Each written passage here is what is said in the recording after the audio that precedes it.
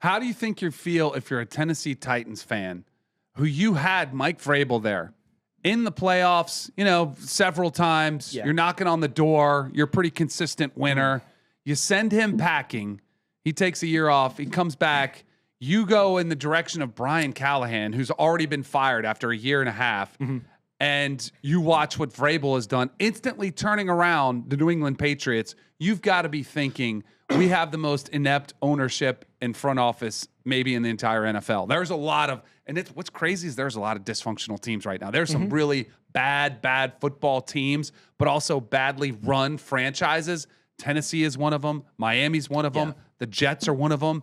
And a lot of it is because their ownership doesn't know how to run a football franchise. And it's embarrassing.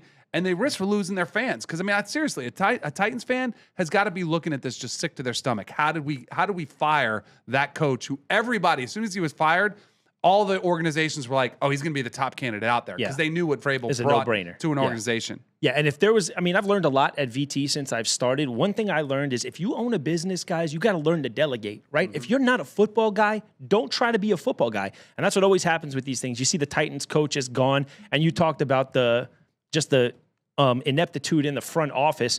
This guy, they brought Borgonzi in, right, over the offseason. The guy who hired Callahan was a guy named Rand Carthen. They ran him out of town, and they kept the head coach there, right? They had a shot to clean break from him at the end, and then they draft the quarterback. They give him 6 weeks with Cam Ward. I thought he'd get more time than that. My thought process on that is, I guess, rip the Band-Aid off. Let's not expose Cam Ward to the craziness, and we'll just start fresh by now. So they had a press conference the other day to announce the firing of Brian Callahan and to go in a different direction. And it was the new GM and another executive sitting up there, and they said, "Where is Amy?" And they were referring to the owner, Amy Adams Strunk, who is the daughter of Bud Adams, who is the owner. And they said, "Well, she's at home." Like, it was like where do you think she'd be? I don't know. And it was such a bad look for the Titans just to be like the owner's at home. He didn't even say like she's working on this or she's paying attention. She's like, she's probably at home. Yeah. Like just doing what? Except running this franchise into the ground. Yeah. And a lot of ownership is about delegating, hiring the right people, putting them in the right position to succeed. But it has been just one dysfunctional mess in Tennessee. And you know what that reminds me of?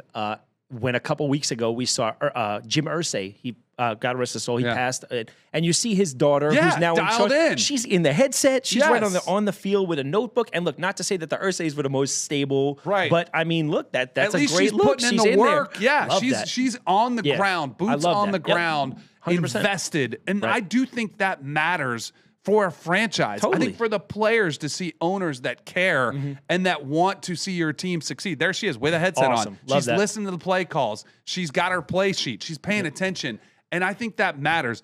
When I was on the New York Giants, Wellington Mara, who God rest his soul, one of the most classiest owners in the history of the NFL, he would come to practice. Now, you don't want a hyper over-involved owner either, but he would walk. He would do like a little exercise. He would walk around the outskirts of our fields, which were 3 practice fields put together, and he would kind of watch practice from the outside, and he'd come out there and he'd wave to him. He's like, "Hey, Danny, how you doing?" Like, just a real quick wave. "I'm here. I'm paying attention. I'm watching. I'm rooting for you."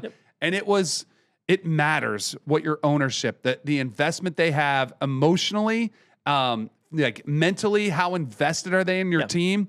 It matters. And I think that's one of the reasons the Titans are falling apart. Yeah, we see that. I'm telling you, I see that in this building. When I see the right people walk through, you see the way people sit up in their chairs and make sure they're locked in at their desks. Definitely. You don't got to peek your head into everybody and start screaming, but just the thought in the back of my mind that this person could be here or this person could be there. Maybe we don't leave at 5:59. Right. Maybe we stick around a little later. You know what I'm saying? So that's something we're all very much aware of. And it totally works in life and in sport for sure. So another organization, we popped up the graphic there, 0-6 Jets. Aaron Glenn, who I played against, I used to do some, charity stuff. I'd see him around New York when I was on the Giants. He was on the Jets. Awesome player, by the way. Awesome player. I thought he was a really good hire. I thought he had, been under Dan Campbell. He's a defensive mind. I liked the things that he was saying early. And then all of a sudden, they're 0-6.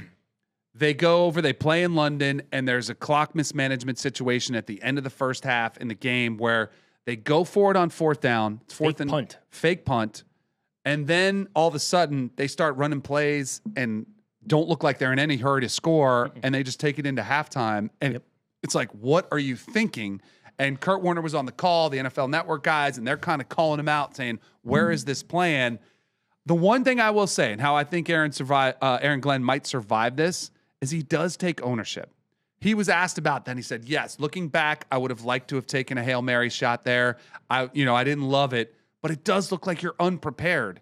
And every team has a clock management person who's on the staff, who should be in the coach's ear, explaining them what's at stake, analytics. Like, hey, how much time? If we go for the punt, if we go for it on 4th down, here's where we're going to be. Here's how much time we're going to have left. If we punt it away, what are our odds of them scoring against us? Like, you have to have that information at your fingertips so you're prepared to talk to the media and say, this is exactly what we were thinking.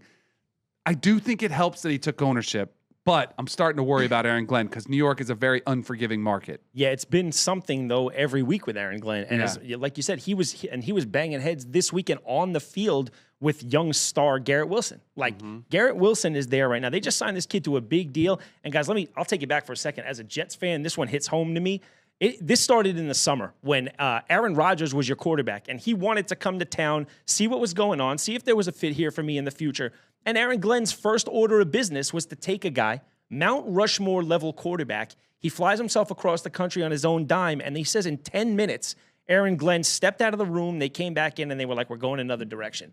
Then his first order of business was to bring in Justin Fields, pay him $40 million, and Justin Fields is coming off a -10 net passing yard game. I mean, that's almost, you have to make an effort to go -10, right? It's crazy. So, that style of coaching, you said he came in, he said all the right things, and yeah, that plays fine in the opening presser, but when you're 0-6, you better change the way you speak because nobody wants to hear your tough talk when you're 0-6 and your own players are yelling at you and every week it's something different.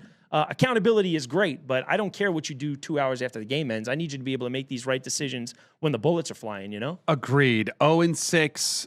We'll see how it goes for the Jets. If they don't get a few dubs, though, I do think Aaron Glenn could be in trouble. It is like I said, New York market is very unforgiving.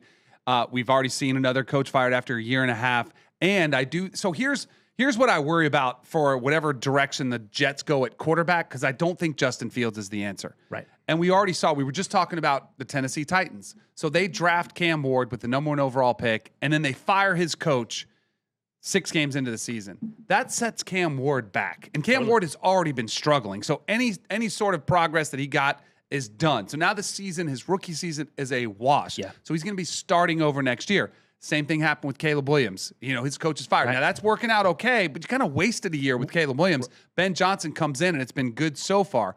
Bryce Young, his coach was fired after a year. Trevor Lawrence had a fired coach in Urban Meyer. Right. Why aren't these organizations paying attention to at least trying to sync up a coach with a quarterback that you let them grow together where they can have some time so you don't set back your franchise quarterback? And that's what worries me for Aaron Glenn, is that if they decide to go in the direction of a quarterback out of this draft class, do they try to find a coach to pair with him? Or, at the very least, they better give Aaron Glenn more of an opportunity with a young quarterback. Say, all right, Justin Fields wasn't it. Let's give you a guy, but we're going to give you some leeway to make sure this thing works. Yeah, and I think if I'm Woody Johnson, who's the Jets' horrible owner, I'm looking at how Aaron Glenn reacts and responds, and I got to see if he's going to be cool because I got to know that that's the temperament that I can have around a young quarterback, right? It's great to have a fiery guy like Dan Campbell or blah, blah, blah, but Dan Campbell isn't doing it with how does that temperament work with a rookie quarterback? I need to know that my head coach can keep his cool and be calm when things are crazy. And like you said, bringing in that rookie quarterback, that's vital. So, yeah, I mean, we've seen, like you said, it's so important that they do have that stability. That's the Daniel Jones thing I talk about, yes. Right? Daniel Jones went through 100 different coordinators, a bunch of different head coaches, a bunch of different receivers, and you just setting a guy up to be miserable and fail that way. And yeah, like you said, what I think Aaron Glenn could probably, where it might work for him is we do see, though, that when they do pair a coach with a quarterback, it could save them a year or spare me. Like, I actually think that might happen in the other side of New York with Coach Daboll now. Right. Like, I think 2-1 with Jackson Dart in, if they start to see the right progress and the right chemistry with this young quarterback, perhaps that buys him a year and he can go from there. You hope that with Aaron Glenn, I'm sure he's hoping, like, listen, maybe we start fresh next year. That's got to be his sales pitch, right? Yes, I'm going to go absolutely. into there like, listen.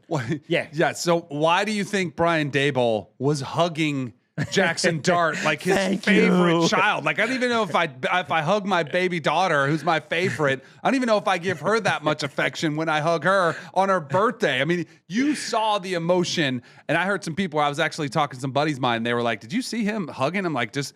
Like basically kissing his butt as the rookie quarterback. I'm like, of course he is. That's the quarterback that could save his job. That was the last hope. So he better hope that it works.